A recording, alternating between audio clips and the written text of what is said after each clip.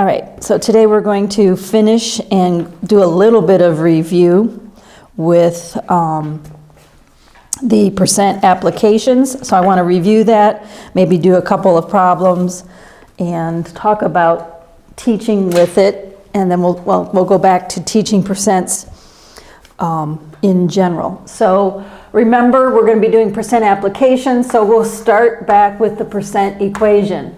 The part is a percent of a whole. So that means the part, I guess we use the N, the number part. The number part equals P times W. So it's just a matter of solving for different unknowns. We talked about percent applications, and the first one we talked about was sales and commission. The commission earned by a salesman, because it's a direct application of the percent equation. So the commission earned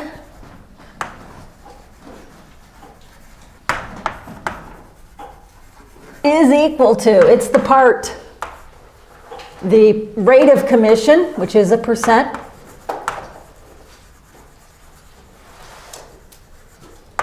times the sales. So this is a direct application, so we can say that the commission earned is equal to the percent times sales. The rate of commission is a percent. And then, of course, with numbers, with business math, with application problems, very rarely are we dealing with rounded numbers. And so this is a good opportunity to not just allow the students to use a calculator, but also teach them how to use the calculator. Most of them don't really need a whole lot of instruction with that, but it's a good idea to have them using a calculator on a regular basis for some of this business math, because the numbers are not going to be very nice.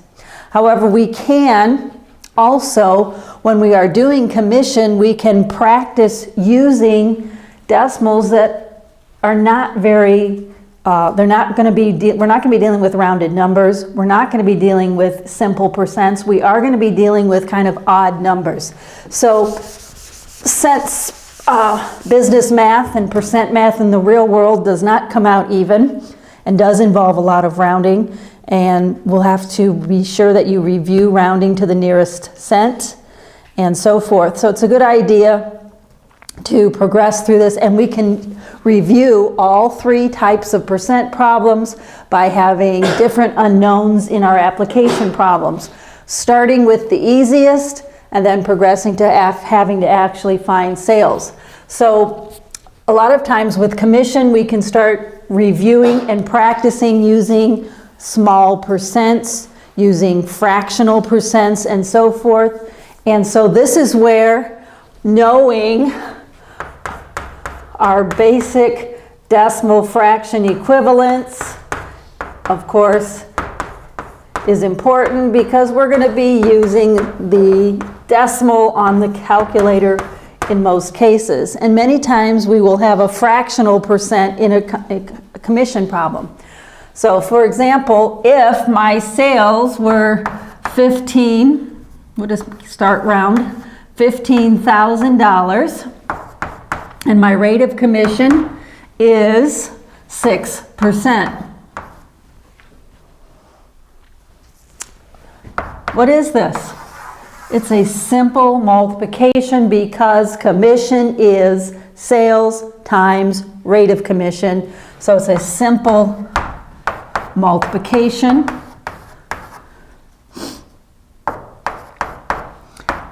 And so forth. And then from there we can progress to using numbers like 5.25%. What is 5.25% as a decimal? The calculator won't do us any good if we don't put in the correct decimal equivalent. So here's a good time to practice these types of conversions.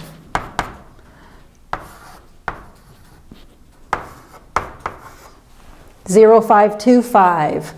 2.25% is going to be 0.225. 1/2 of 1%. What is 1/2 of 1%? 0.05. So as we are doing applications, we can be practicing using a calculator. We can be solidifying, working with percents that are small or fractional. So applications are well worth it. Even if we're not actually doing the multiplication, even if we're not actually going to be doing the division. So that's why I think it's important to allow them to use the calculator so they can concentrate on the process that they're doing instead of the multiplication, instead of the division. So percent applications, it's a good idea to begin with commission and sales because it's a direct application of our basic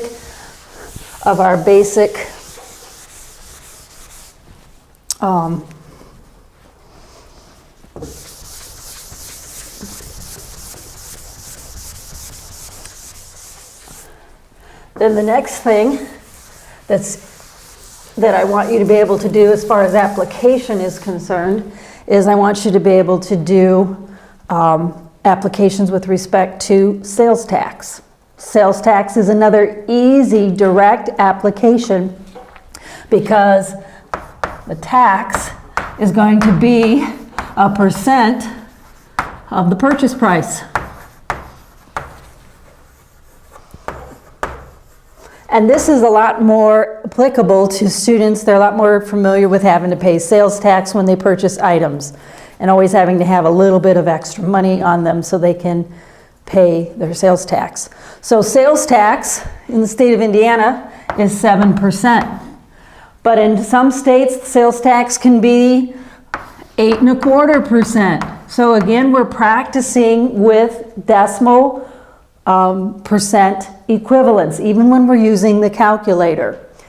Okay, so what is the sale? And often, of course, if you go to Walmart, you're going to get a price like this. They like the 88s. But anytime you purchase something, they're not going to charge you $25. They're going to charge you $24.99. So the math is messy. So that's why it's important to let them use the calculator so they can understand the application of percents. And we have enough work to do here just making sure that our decimal equivalent is correct. So oftentimes, this is a good part of drill. Blank flashcards upon which you can put all these different percents so they can immediately in their mind convert them to the correct decimal so that they can use this in their problem. So what is the sales tax on 2488? So what we want to do then is we'll use state of Illinois, 8.25. So we're going to use the calculator, go through punching in the fact that you can't use a percent even in a calculator unless you have that little percent key. Some calculators do, but we're going to do the decimal math. 0.0825 times 24, we'll say we're at Walmart, 2488. That gives us $2.05. Though, of course, the calculator is going to give us the extra decimal places, and we will drop the 2 and the 6, and we're going to pay $2.05 in sales tax. And of course, to that, we would add that then to our 2488 and get our $26.93. So this is an application problem because if we want to find the final cost versus just finding the tax itself, And many students get confused with that. Or they don't read the directions, or they don't read the story problem carefully and they answer $2.05 when the story problem asks for the purchase price or the total cost or so forth. And this is where we can go back to what we started just a little bit last time, and that is more and less than in percent. Okay? Let me get rid of the $24.99. If we use 8.25% as our rate of sales tax, our tax rate, we could also teach them the shortcut. More than and less than percentages.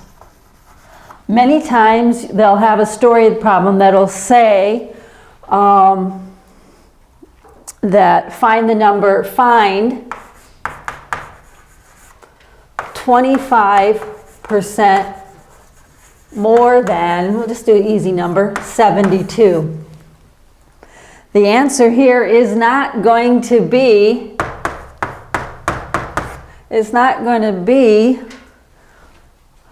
well, this is 1/4. We could do 1/4 times 72.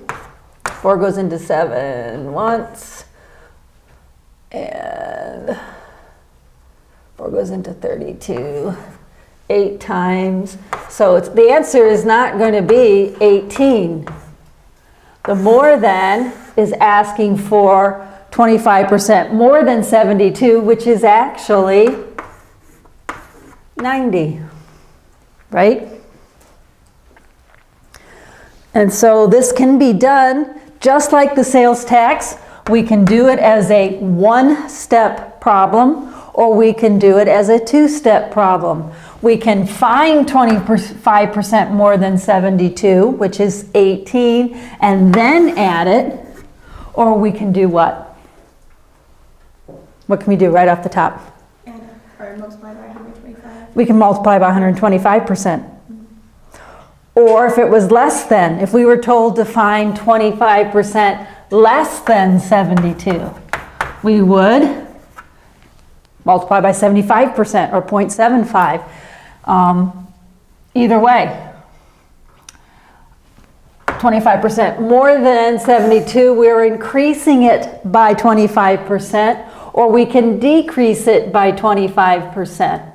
So then 72 minus 18 would be what, 60? No, yeah. It's going to be 54. Okay, that's a shortcut. What does that do to 6th grade minds? What does it do to 7th grade minds? Okay, it takes practice, and in fact, the shortcut may even be harmful. But for you, you can very easily take that shortcut, because it doesn't matter if we do 1.25 times 72 and get our 90, or we do 0.25, get our 18, and then add it. So more than and less than is another application, or actually this would be more of an expansion, wouldn't it? When we're talking about our teaching progression. So how should we do sales tax? Sales tax can be done as 1.0825, and that gets us directly to the 2693, doesn't it? Because sales tax is a more than problem. We're not going to pay the price, which would be 100%. We're going to pay 108.25% of the purchase price, aren't we? Less than would be discount. So let's say whatever I'm purchasing here for $24.88 has a little sign next to it, 15% off. What's the easiest way to do that? Take the 2488 and multiply it by 0.85. Or you can find the amount of discount by finding 15%, or you can go directly to the answer. So if whatever I'm buying here, 2488, has a little sign 15% off, what is going to be the sale price? And all that terminology is kind of common sense to us, not so much with 7th graders, 6th graders. Actually less than you would think it would be. So if I take my 2488 and I multiply it by 85%, 0.85, it's going to give me the sales price in one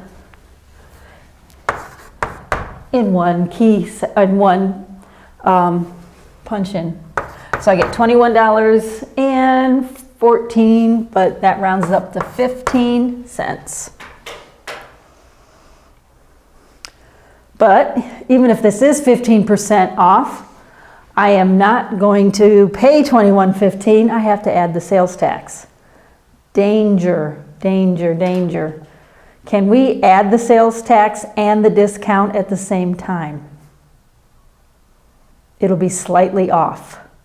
We can't add the 8.25% to the 15% off because the 8.25% does not apply to this. It applies to the actual cost that you're going to pay. So sales tax and discount often in an application problem will be in the same problem. So let's say that I am buying a pair of shoes, going to be more than $24.88.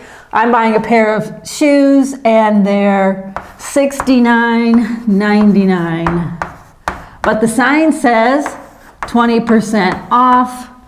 But let's say I'm at the outlet mall and I'm in the state of Indiana, so I'm paying 7% sales tax. All right? Take your calculator and find how much I'm going to pay. You must do this separately because the 7% comes off of the purchase price, not the original price. Though there might be some businesses that do that. But in the textbooks, they don't. So you will have to find 20% of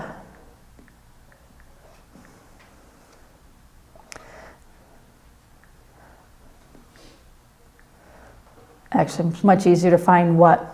80% of $69.99. And then find the 7% of that. But I don't want to subtract. I want to do it in one keystroke. Who's got the final cost? What'd you get? $59.91. Yes, $59.91. The easiest thing to do is multiply this. It's 20% off. So I'm going to find 80% of the original price, and then I'm going to tax that, not this. Some students who really like the shortcuts will try doing 87%. What happens when you do $69.99 times 87%? You're going to get $60.89. See that? Too much. Because the tax will be paid on the sale price, not on the original price. I've had several 7th graders from time to time want to do it even shorter shortcut, which is inaccurate. So sales tax is an application of more than, and then discount is a less than, but we can't do them at the same time.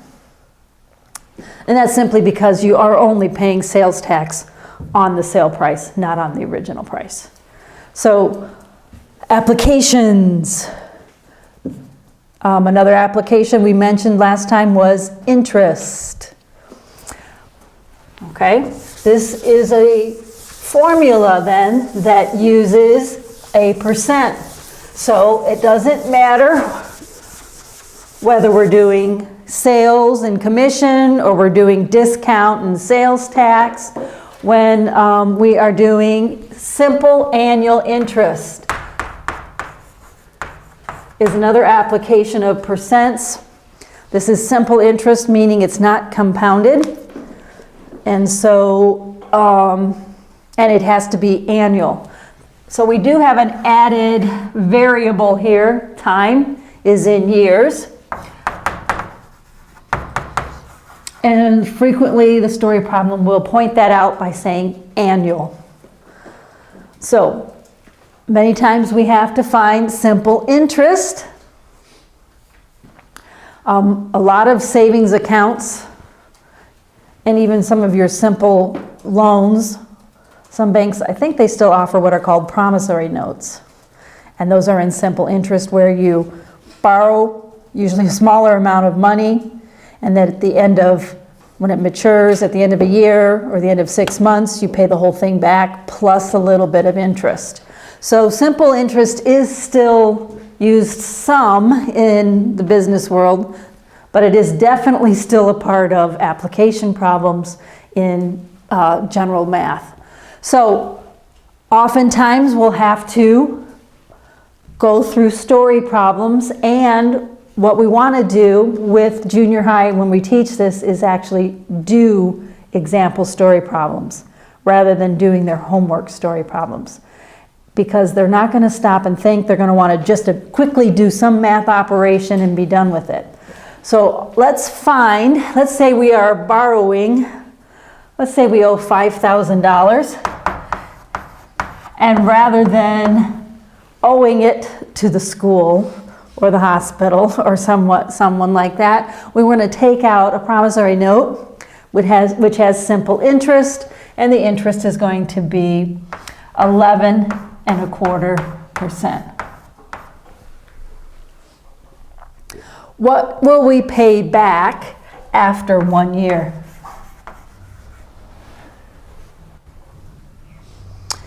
So P stands for the principal. Principal is the dollar amount. It can be a loan or on which we have to pay interest, or it can be a savings account in which we get interest.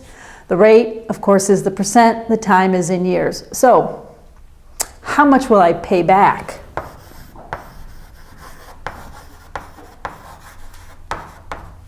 How much will I pay back? How can I do, if it's in 1 year, I can do this as a more than, can't I? So if I'm going to pay back, I am not just going to pay them $5,000. What am I going to pay them? I'm going to pay them 111.25% interest. So the simplest way to do this is as a more than. Take my $5,000 and I have to pay back 100% of it plus the interest. So I have to pay back, well, what's 10% of 5,000? 500. So 11% is going to be more than that. So I have to pay back $5,562.50. I don't know if I want to do that. Okay, so interest. What if I pay it off in 6 months? Then my interest is going to be less. And so I won't be able to take the shortcut. Will not be able to take the shortcut. I'm going to have to go to 0.5. So my interest will be half of that. So you will need to do that separately so you don't get hung up on rounding somewhere. So then my interest is still going to be 11.25%, but I'm only going to pay half of that. So my interest is only going to be, if I pay it off in 6 months, my interest is going to be less. It's only going to be $281.25, half of the interest. So I'm going to pay back $5,200. So simple interest is a percent application, but we have the added feature of time. Time has to be in years, and if it's not, we have to adjust for it. So basically what we want to do then is on the quiz that you'll be taking and on the test, you'll be solving just different percent problems applied to real life situations. It might be commission, it might be discount, it might be sales, it might be a combination of the two, and so forth.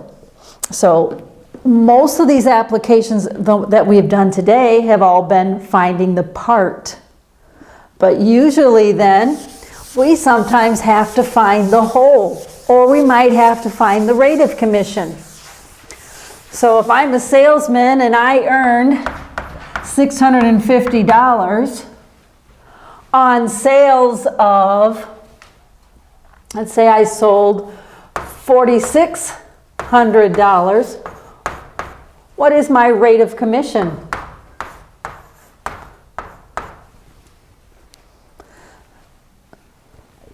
So a lot of our application problems are pretty much straightforward, but sometimes we need to be able to mix it up and find the other parts of the percent equation. So this is just going to be 650 divided by 4,600. So what is my rate of commission? It's about 14%, or the directions will tell you to round to the nearest tenth of a percent. Do so if that's what the directions tell you to. That's not a problem for 7th and 8th graders. What can be a problem for 7th and 8th graders is finding the sales. And a lot of that is because they don't want to do the division. So it helps when you allow them to use a calculator. So let's say that I made $1,275 this week, and my rate of commission is 6.5%. What were my sales upon which that is based? What were my sales? So this time, I have to find the whole. So the percent equation is telling me to divide by the percent, in its decimal form, to divide by 0.065. So 1275 divided by 0.065 is, I must have sold a car, 19,000.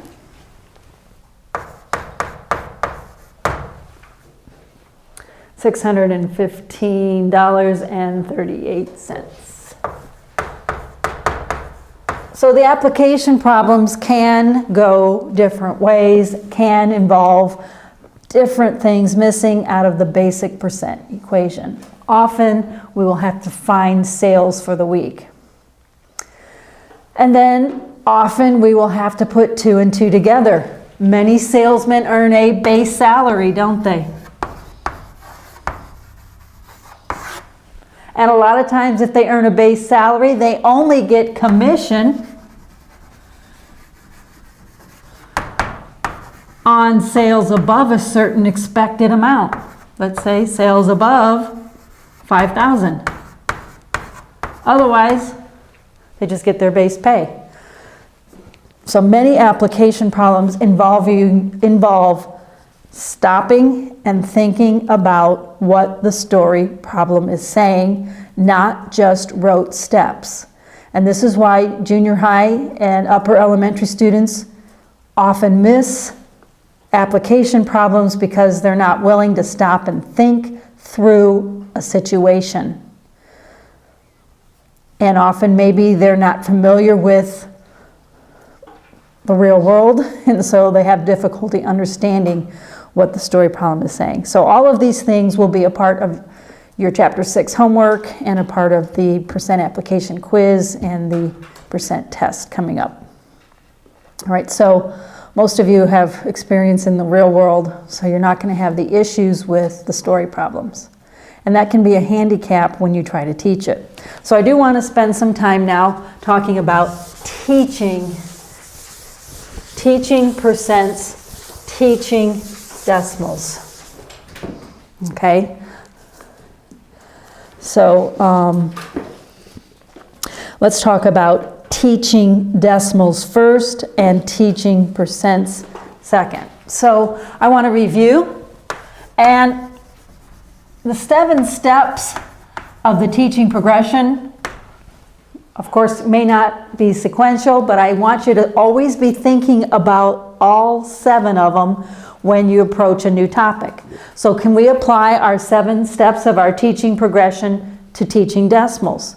Can we apply it to teaching percents? So we do have terminology, facts, then concept, then we have procedure, then we have expansion, then we always need to take time on problem areas. They don't go away, they get worse, and then we want to succeed with our understanding and our procedures so that we can finally actually use our math, we can do application. So teaching decimals. A couple ideas here. I want to talk about first, when. When, how, and why.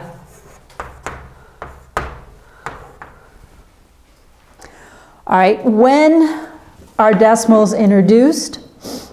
Decimals are introduced in grade 4 as decimals. So they're introduced as decimals in grade 4. In grade 4, we will learn the decimal place value, and we will learn basic operations with decimals just a little bit.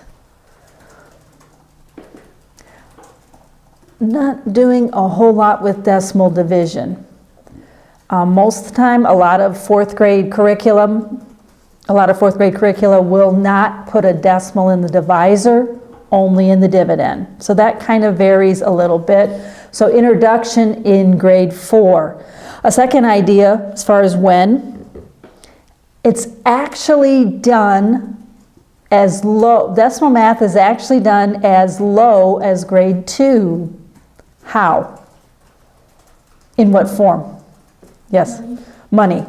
Yes, we do a little bit of decimal math in grade 2 using dollars and cents.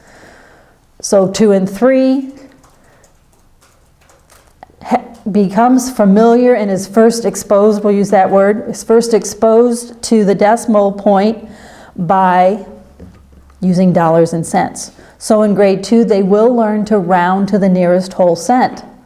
So they will be towards the end of 2nd grade, they will start doing nearest cent. Also in 2nd grade, they will have to convert between the dollar sign and the percent sign. So we are starting to do a little bit with the decimal with money. They will also have to add money. But since all the decimals are to the same digit, they don't really get the concept of lining up the decimal because the decimal is going to fall into place. But they will do some addition and subtraction with money. No multiplication. And certainly no division. Well, if they do, it'll be very simple, just labeling with dollars and cents. That's kind of how they're using it first, as labeling with dollars and cents. All right, so grade 5, though, the third thing is grade 5 is where decimal math has to be not so much mastered, but at least learned. We have to really hit the decimal point in grade 5. So a couple ideas here. We will progress, as usual, from the known to the unknown. So with decimal math, the known is the dollars and cents, is the dollar sign with the decimal. And then we will have to, we will start with the known from the unknown. We will tether it back to their dollars and cents that they've done since grade 2. We want to remind them that they already know about the decimal point because they already know about dollars and cents. But the second thing with 5th grade, as far as when, 5th grade, you have to start from scratch. You say, well, they learned, I thought they learned decimal place value in 4th grade. Maybe they did, maybe they didn't. We want to start decimal place value back at the beginning for our 5th graders. And then we want to teach the operations on decimals as new concepts, okay? So we want to teach it in 5th grade as a new concept. Yes, it's introduced in 4th. Yes, they have actually been doing it longer than they might think, but we want to really work on the decimal place value and decimal basic operations in grade 5. Because in grade 5 we will introduce percent just a little bit. Also in grade 5 is they have to learn how to divide by decimals,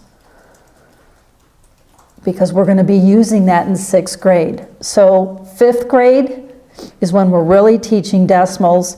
5th grade, even though they've seen it before, we have to teach it from scratch. We have to teach the basic we want to start back at the beginning. We're going to introduce the place value over. Then we are going to introduce each of the basic operations as new concepts.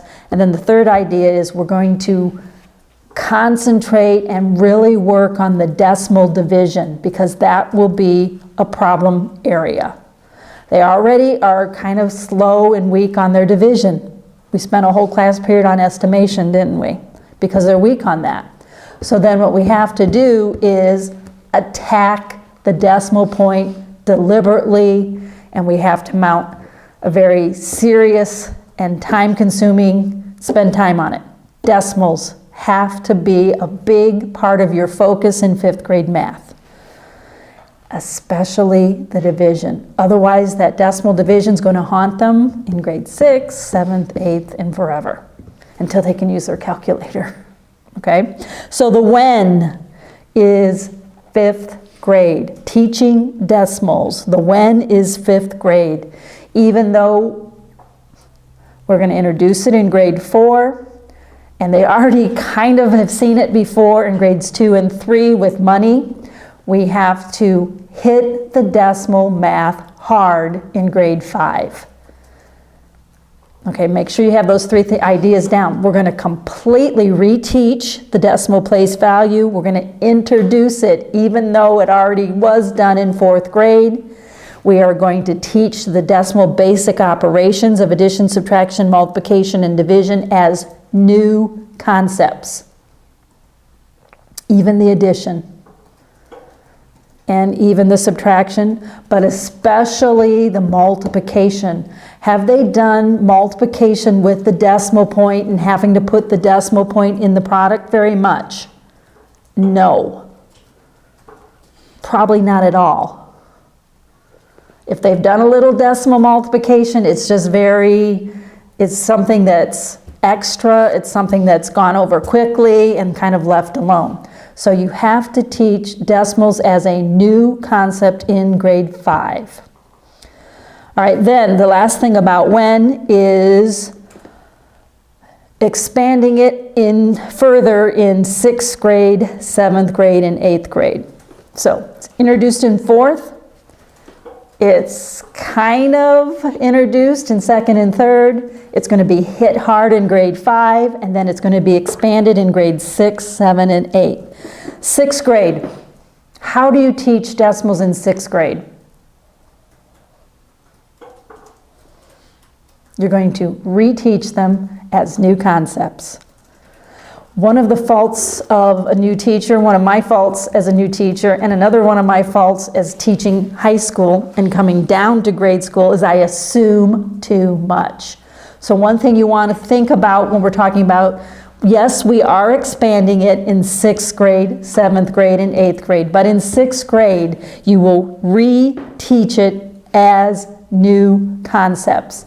Don't assume they can do decimal math.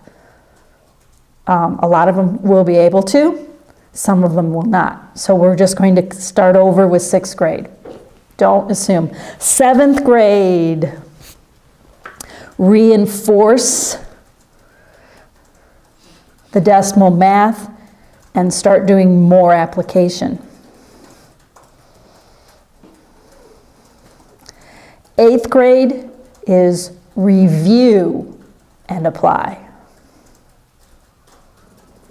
Are you going to have in your 8th grade book a lesson on dividing decimals? Yes. But hopefully you can just review it and apply it. 7th grade, you're going to reinforce it and apply it. A little more teaching as you go. All right, so that's the when of teaching decimals. How, the how of teaching decimals. All right, here's the how. Here's the how. So, terminology, not a whole lot of decimal terminology. What can you drill? Okay, so let's talk about how to teach decimals. This is 5th and 6th grade, both. What can you drill fact-wise? You can drill percent equivalence, right? You can drill place value. And you can always, in 5th and 6th grade, drill multiplication and division, especially multiplication facts. You could also be expanding their multiplication and division facts to the 13s, 14s, and 15 times tables, especially the 13s, because 13 is a prime number. Concepts. What concepts are involved in 5th and 6th grade decimal math? What concepts? Remember, teach principles, not problems. So what concepts are going to be involved? The first concept that I think you need to teach is place value. And you have to relate that to base 10. And you also have to relate it to fraction math. And when you're teaching the place value, that's an important concept. It is base 10. Each digit is 10 times bigger than the one before it, and 1/10 of the one after it, okay? So when you're dealing with that, and then you want to make sure you relate it. You're going to teach place value, and then you have to go back over the reading, writing of decimals. And you're going to enforce the idea that this is not 0.23, what is it? 23 hundredths. Can you drill that? Absolutely.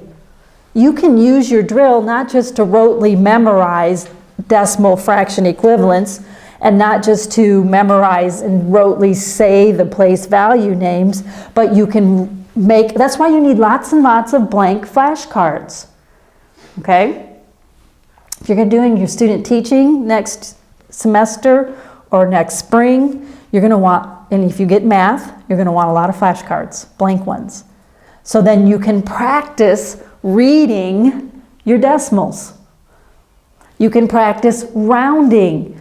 That's the part of drill that I like to call mental math.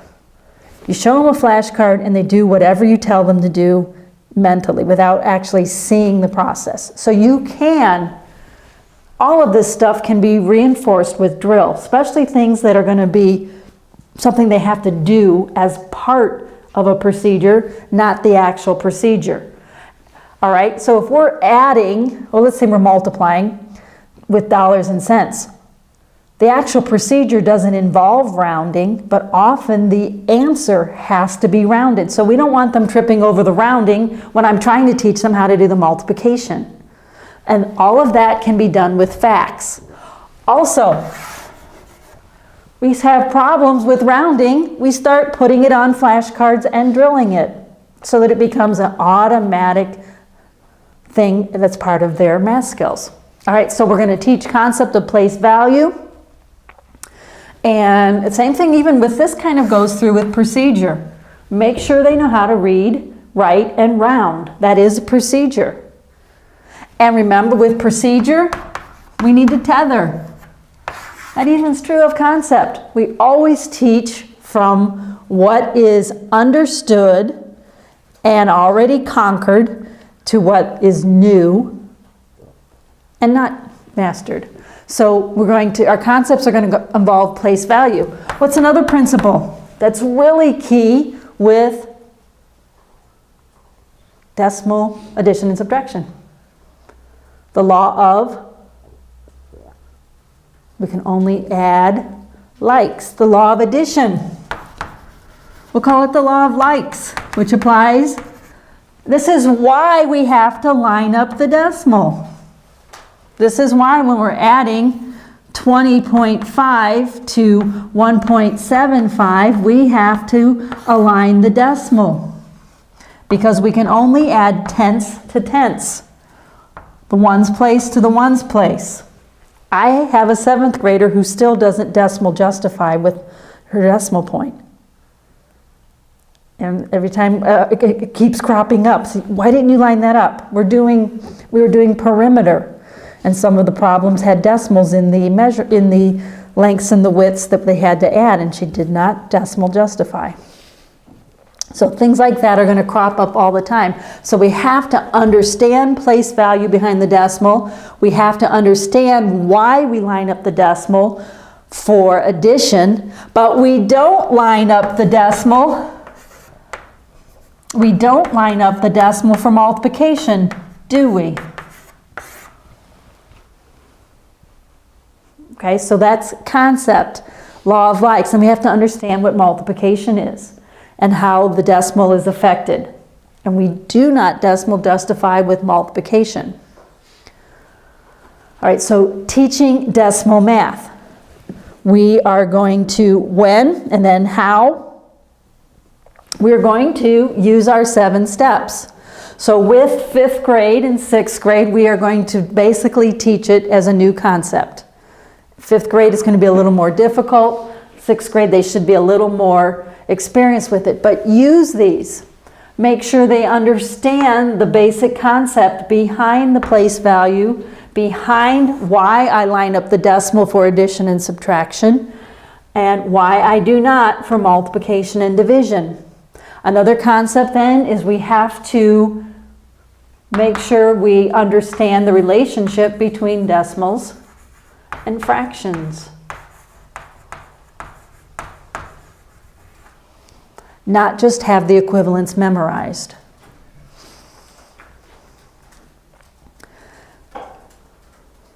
So those are some of your main concepts with decimal math. What about procedure? What about procedure? We have to reteach rounding behind the decimal. This is a big problem for 5th graders. And it's hard for me to understand that. The decimal, it doesn't matter which place you're rounding to, the rule and the procedure is the same, but for some reason it confuses 5th graders. Even my own daughter had trouble with it, rounding behind the decimal point. I wanted to throttle her. How can you not? It's no different. Doesn't matter if you're rounding to the tens, you look at the one behind it, round up. Or if you're rounding to the tenths, you look at the one behind it and round up or round down. So, rounding, don't ignore things, don't assume. Reteach rounding, because for some reason behind that decimal, it throws them off. Maybe they're a little weak on their place value, and so they're not finding the correct place to round with, but it's a problem. And then another procedure to pay attention to, of course, is decimal justification, but we want to cover that with concept. We want to make sure we don't have any borrowing issues. So what I'm doing here is I'm kind of putting these two together. if I'm attacking it here, I won't have to address it as much here. Okay, but I will sometimes have students that have problems with some of the decimals. Decimal borrowing can be a problem, just like it is with fractions. So if I have 20.5 minus 1.75, what do I have to do? I cannot bring down that 5. Even though it looks okay right now, doesn't it? I have to borrow, don't I? So borrowing behind the decimal has the same danger of bringing down the subtrahend. We can't bring down the subtrahend. We have to add a 0 and borrow from in the minuend. Then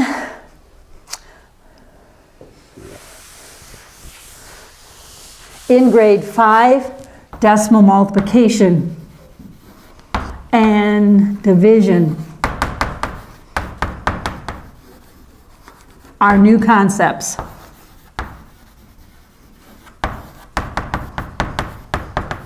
Decimal division and decimal multiplication are 2 new concepts. So what's our key to a new procedure? We need to understand the concept of how the decimal works with multiplication and how the decimal works with division, but we're going to have to really center in with just procedure with our 5th graders. So the idea is, here it is.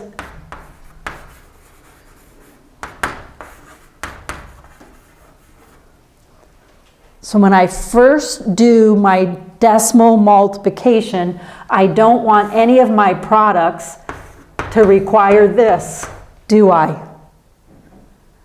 I will address the extras, adding extra zeros later. The first thing I'm going to do is I'm going to do just basic decimal multiplication. So where my product, I place my decimal.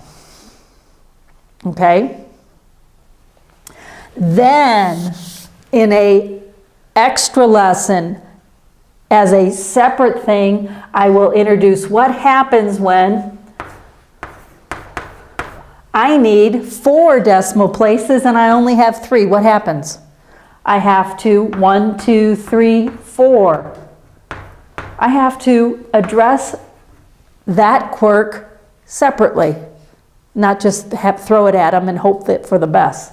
Otherwise, it'll become a problem area if I don't address it in the first place. I will have students putting the 0 back there. Or I'll have the students being happy with it, putting it right there. I'll have all kinds of problems. So when I am teaching decimals to 5th graders and 6th graders, I'm going to make sure, especially 5th grade, I do one thing at a time, and that's not just one step at a time, it's one kind of circumstance at a time. And here's where, when you're teaching this as a new procedure, because it's a new concept, you have to be on the lookout for things that come up. Okay? And then in 7th grade, we have to deal with rounding in the zeros. Okay, so decimal multiplication is a new concept and a new procedure for your 5th graders. Decimal division, same thing, one at a time. So that means I'm going to start with a whole number in the divisor and just start with the dividend first. Whatever. So I'm going to do one thing at a time. What do I do with the decimal in the dividend? Then what do I do with the decimal in the divisor? Otherwise, I am going to, this is kind of the idea of expansion as well. I have to do one thing at a time, whether it's procedure or I'm expanding on more procedures. Otherwise, what am I creating for myself? Problem areas.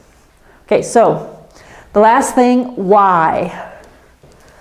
Why do we teach decimals in 5th and 6th grade? Why do we teach decimals is we have to use them for dollars and cents.